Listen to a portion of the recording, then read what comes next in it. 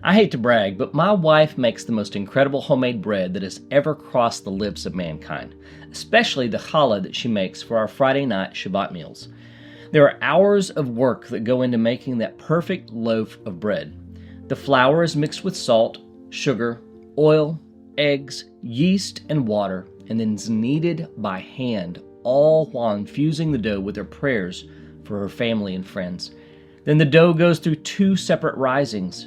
And when she finally pulls it out of the oven, the entire house smells like it just floated down from heaven.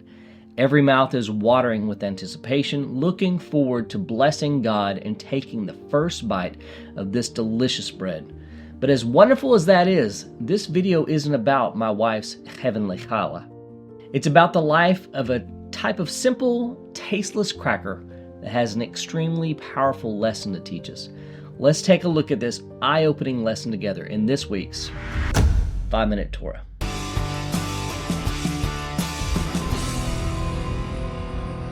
Welcome back, Torah Tribe. You're watching the channel that connects disciples of Yeshua to the eternal Torah of God. As a reminder, if you find this video incredibly boring, please don't give it a thumbs up or share it with your family and friends.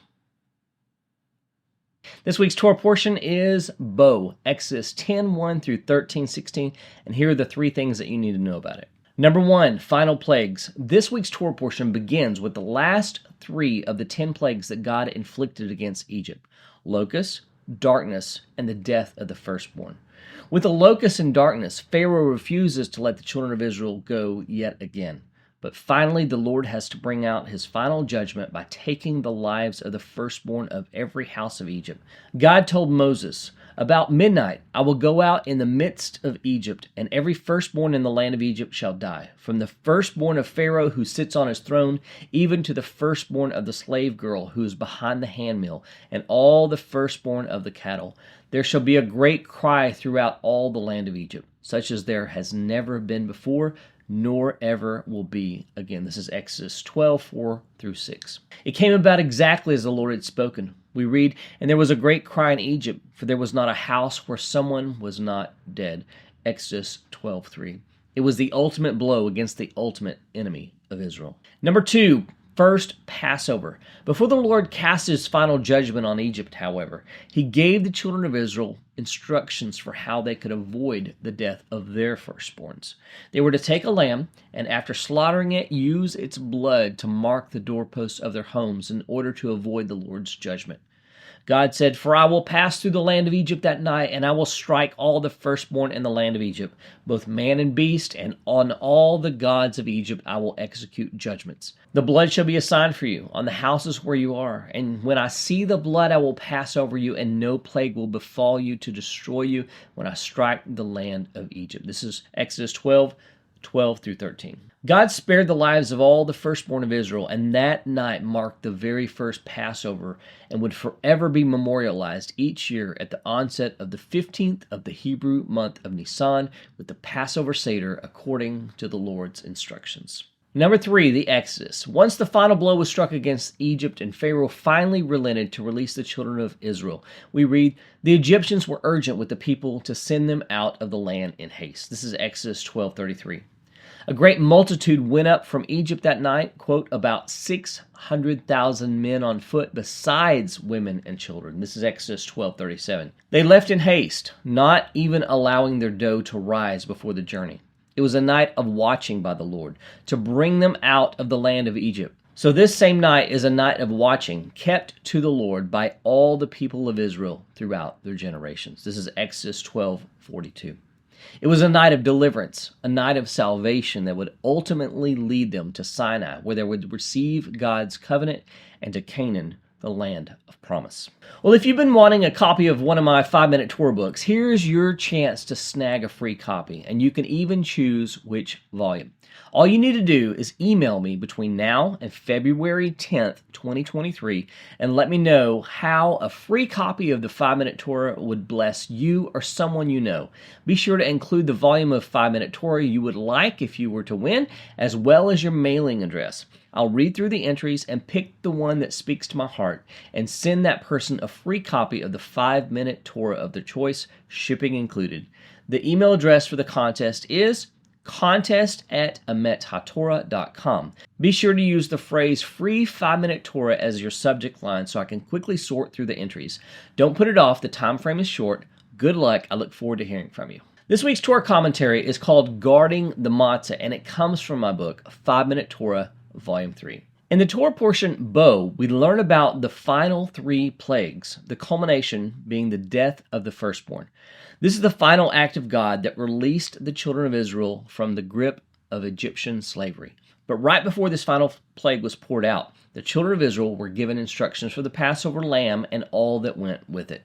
They were to take a male lamb without blemish on the 10th day of the month and keep it until the 14th day when they would slaughter it. They would then smear some of its blood upon the door frames of their houses so that the firstborn of the Israelites would not face the same fate as that of the Egyptians. That night they were to eat it roasted on the fire with unleavened bread and bitter herbs. Exodus 12:8. And whatever was not eaten was to be burned in fire. They were to eat it with their belt fastened, their sandals on their feet, and their staff in their hand, and they were to eat it in haste. This is Exodus 12:11. They were to observe all these instructions meticulously so that the firstborn of the children of Israel would be spared when the Lord struck the firstborn among the Egyptians. After this, we read about how this event should be memorialized and relived every year. Aside from the offering of the Passover lamb, most of the instruction is focused around matzah, unleavened bread. In Exodus 12:17, a fascinating instruction is given that most people miss because of our English translations. Most English translations render it, "and you shall observe the feast of unleavened bread." Considering the context, this translation seems to make sense. However, when we look at the original Hebrew, it doesn't exactly say this. The original text says, "Ushmartum et hamatzot." This literally means, "and you shall guard the matzah." From this, we learn that matzah, used for Passover, particularly the first night, needs to be made at a higher standard than matzah that is eaten year-round. Matzah made for daily consumption is not concerned with the stringencies of the matzah made specifically for Passover. Matzah that is, quote, kosher for Passover has protective measures that ensure no moisture has come in contact with it from the time the grain is milled until it's baked. However, there's another type of matzah, shmura matzah, guarded matzah. It has additional measures that ensure the grain is free from moisture beginning from the time it is harvested. A lesson can be learned here. If these extra precautions make the difference between regular matzah, matzah that is kosher for Passover, and shmura matzah, then we must be able to learn something from the effort involved in each. What's the difference between a piece of matzah and a piece of leavened bread, particularly sourdough, which was really the only type of leavened bread known to the ancient world? One is flat, having been quickly baked before it could rise, and the other is puffed up, having risen before baking. They both are made from the same basic ingredients, flour and water. The difference between the two is that someone had to pay close attention to the unleavened bread to ensure that it did not rise, whereas the other was left alone to do what it does naturally. Before we go further, we need to look at one more thing. If we look closely, this same passage contains a play on words that instructs us to guard the matzah. Since the Torah was written without vowels, this same phrase, ushmartum et hamatzot, can also be read as ushmartum et ha-mitzvot. The first means to guard the matzah, as we have already discussed, but the second means to guard the mitzvot, the commandments. In this reading, we learn an even deeper lesson. When we guard the matzah, we are guarding the commandments. How so? The Talmud asks, who prevents us from performing your will? In other words, God's will. It answers its own question with the leaven in the dough. This is from Tractate Berachot 17a. As we know, leaven is a quintessential representation of sin. It represents that which is impure, corrupt, infected, and arrogant. Unfortunately, humans don't automatically do what is right. We make excuses for why we don't need to go out of our way to do something we know we should. But in the case of observing the details of the Passover lamb, it was critical to obey every detail of the Lord's instructions in order that the firstborn of the children of Israel would be spared. What would have happened if they decided to skip some of the details the Lord had instructed them to carry out?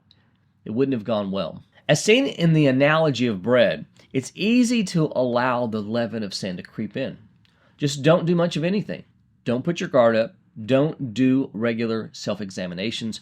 Don't spend regular time in prayer and study each day. Don't do anything that would enhance you spiritually. And especially don't go out of your way to observe a commandment with any kind of detail. Just go about life getting by with the least amount of effort possible. Sin will work its way into us without us having to do a thing. Remaining pure and unblemished by sin and the world, however, requires much more effort. It requires us to be proactively aware of our spiritual condition and to guard against the influences of the world rather than sit back and allow the world and its influences to slowly permeate us. It's the difference between a loaf of bread and a piece of matzah. And to the degree we put up our guard, it's the difference between regular matzah and shmura matzah. When we guard the matzah, we are guarding the commandments. And when we guard the commandments, we're guarding the matzah. How can you step up your game to guard the commandments to ensure your spiritual matzah doesn't become leavened? Let me know your ideas in the comments below. Thanks for watching. I hope you enjoyed this video. If you're new to the channel and want to take the next step in your spiritual education, a great place to start is with my one-word series right here. And if you missed last week's video on the 4 expressions of redemption that correspond to the 4 cups of wine we drink at the Passover Seder, you can check it out right here. I'll see you again soon with another messianic insight into the eternal Torah of God. Blessings from a Minute Torah.